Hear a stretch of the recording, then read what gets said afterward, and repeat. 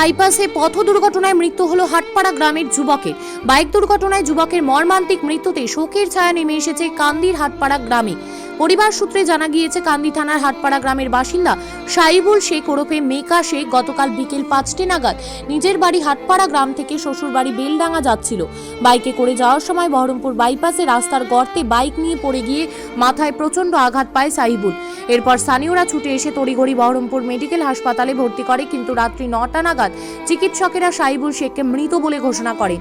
ওই যুবকের বয়স হয়েছিল 35 বছর। জানা গিয়েছে বাড়িতে রয়েছে স্ত্রী সহ এক ছেলে এবং এক কন্যা সন্তান। মৃত সাইবুলের বাবা মা কেউ নেই। বাড়ির একমাত্র অভিভাবক হিসেবে সংসারের সমস্ত দেখাশোনা তাকেই করতে হতো। তার এই মর্মান্তিক মৃত্যুতে শোকের ছায়া নেমে এসেছে এলাকা জুড়ে। সাইবুল শেখের স্ত্রী তনুজা খাতুন বলেন, বাড়িতে এখন আমি একা, অবলা দুটি ছেলে মেয়েকে নিয়ে কিভাবে সংসার চালাবো। ছেলে মেয়েদের পড়াশোনার জন্য সরকারি সাহায্যের আবেদন জানিয়েছেন। উল্লেখ্য, গত দুদিন আগে এই গ্রামে 2 যুবক পথ দুর্ঘটনায় মারা যায়। এই নিয়ে শোকাহত হাটপাড়া গ্রাম অবিলম্বে ট্রাফিক নিয়ন্ত্রণ এবং রাস্তা মেরামতের দাবি রাখে। ও হাটপাড়া থেকে ওই ইতে গেছিল, ওই বেলডাঙ্গা গেছিল। বেলডাঙ্গা কখন যাচ্ছিল, কবে? কালকে। আচ্ছা, দিয়ে ঘটনাটা ঘটে গেল। কিসে যাচ্ছিল, কিসে যাচ্ছিল? ওই বাইকে। বাইকে। দিয়ে কোথায় অ্যাক্সিডেন্ট হয়েছে?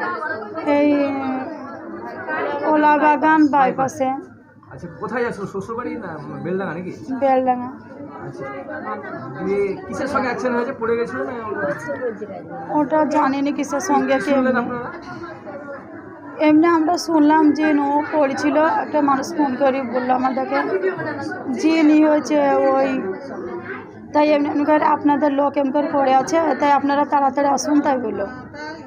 দিয়ে এবার আমরা জিজ্ঞাসা করলাম কী হয়েছে, তা বললো এমনি করে পড়ে আছে, আমরাও তো বলতে পারবো না কিসে হয়েছে, আপনারা তাড়াতাড়ি আসুন। দিয়ে ওরাই যে ওই মেডিকেলে ভর্তি করেছে, তাছাড়া আমরা আর কিছু জানি না। যে মারা গেছে সে কি হয়েছে?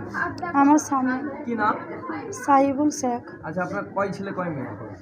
আমার এক মেয়ে এক ছেলে। যত ওরা মানুষের মতো মানুষ হয়, এবার আমি ওই অবলালি আমি কি করে করবো, আমি একলা খামের মতন গো, শাশুড়ি নাই, কেউ নাই, আমার স্বামী একলা। এই অ্যাক্সিডেন্টে যে গতকালকে ও সন্ধ্যার একটু আগে আগে ওই বেলডাঙ্গা যাচ্ছিলো, তো যাই হোক কীভাবে যে আবার একটা রাস্তা হয়েছে ওভারব্রিজ, হ্যাঁ বাইপাস, ওই ব্রিজের উপর দিয়ে যেতেই ও উঠে যাই হোক কীভাবে পড়েছে আমি তো আর জানি না। ওইখানে পড়ে ও বাড়ি খেয়ে পড়ে গেছে। রাস্তার যে অবস্থা চারি করে, এই গতকালকে আজ গত 3 দিন আগে আমাদের এই গোকনের কাছে গোকন নেই, আবার 2টো মারা গেল। এই মর্মান্তিক ঘটনা, আমরা এমনি চিন্তিত। ইয়ং বয়সের ছেলে, তারা হয়তো এই বারবার মারা যাচ্ছে। রাস্তাঘাটটা পুলিশ মেনটেন করুক, ভালো করে দেখুক। এই বড় বড় লরি, সে লরির মতো লরিটা লোড বোঝাই যাচ্ছে, আর দেখার নয়। হ্যাঁ, রাস্তায় দাবিয়ে চলে যাচ্ছে, সব ছেলে মানুষ ড্রাইভার দেখছি সব দাবিয়ে চলে যাচ্ছে গাড়ি। হ্যাঁ, ওই যে রোডগুলো সব, আর পুলিশ মেনটেন করে না, পুলিশ ঘুষ খেয়ে ছেড়ে দিচ্ছে। হ্যাঁ, যদি পুলিশ এইগুলো দেখাশোনা করে তাহলে এত দুর্ঘটনা ঘটে না। হ্যাঁ, এই যে হ্যাঁ রোডগুলোকে ছিঁড়ে রেখে দিয়েছে, আধা হয়েছে আধা হয়নি। এই যে আমাদের রাস্তাটা এই জীবনী থেকে বেরিয়েছে, যে এই জীবনী থেকে বেরিয়েছে, আধা হয়েছে আধা হয়নি। এই রাস্তাগুলো পড়েছে, ভয়ানক পড়ছে, এতে মানুষ মরেই। আপনার রাস্তার হাল খুব খুব খুব খারাপ। আমরা প্রত্যেক বাম্পার দিতে হবে, কেননা এ যা লরি, আমরা ভবিষ্যতে অল্প বয়সে থেকে 2-4টে গাড়ি চলতো, আর গাড়ির জন্য মানুষ কোনো সময় এধার উধার হবে তার কোনো উপায় নাই, বেপরোয়া চালাচ্ছে গাড়ি। হ্যাঁ, এই যে পরিবার হয়তো যে আজকে মারা গেল, তার দুটো, একটা মেয়ে একটা ছেলে, সে ছেলের তো পঙ্গু বাঁচলে, ও যাতে কিছু একটা পায় বা যাতে হ্যাঁ সাহায্য সেটা সরকার করুক, সেটাই আমরা চাই। কেননা ওই যে ছেলেটা মারা গেল, তার একটা ছেলে আছে পঙ্গু, আর একটা মেয়ে আছে, সে কোনো রকম খায় না। হ্যাঁ, কোনো এটা হচ্ছে উনি মৃত নকির সাহেবের ছেলে সাইবুল শেখ। উনি শ্বশুরবাড়ির দিকে যাচ্ছিল বেলডাঙ্গা, প্রায় 4টের সময় জীবন্তী থেকে বের হয়। হ্যাঁ, গতকাল 4টের সময়, বিকেল 4টের সময় বের হয়। বের হওয়ার পরে ও বাইপাস হয়ে যাচ্ছিল, বাইপাস হয়ে যাওয়ার ওখানে ওই ব্রিজের উপরে গিয়ে মোটরসাইকেলটা স্কিপ করে, ব্রেক ফলে বেলডাঙ্গা যাওয়ার সময় বাইপাসের উপরে, সেখানে গিয়ে পড়ে গিয়ে সেখানে দুর্ঘটনাবশত তার মাথায় ইনজুরি হয়। ফলে তাকে হসপিটালে অ্যাডমিট করার পরে রাত্রি 3:30 4টের সময় ডাক্তারবাবু ঘোষণা দিয়েছে সে ডেথ হয়ে গেছে বহরমপুর মেডিকেলে না? বহরমপুর মেডিকেলে।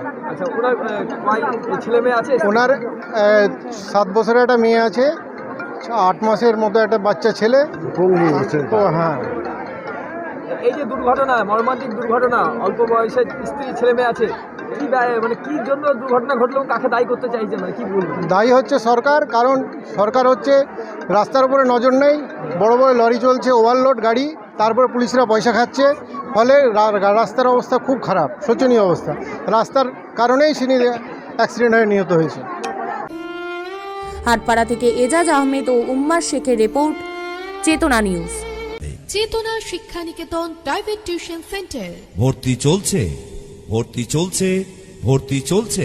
চেতনা শিক্ষা নিকেতনে ভর্তি চলছে। চেতনা শিক্ষা নিকেতন একটি আদর্শ শিক্ষা প্রতিষ্ঠান। আমাদের লক্ষ্য গণ নয়, গুণ চাই। Chetana Shiksha Niketan private tuition centre, Jibanti Murshidabad.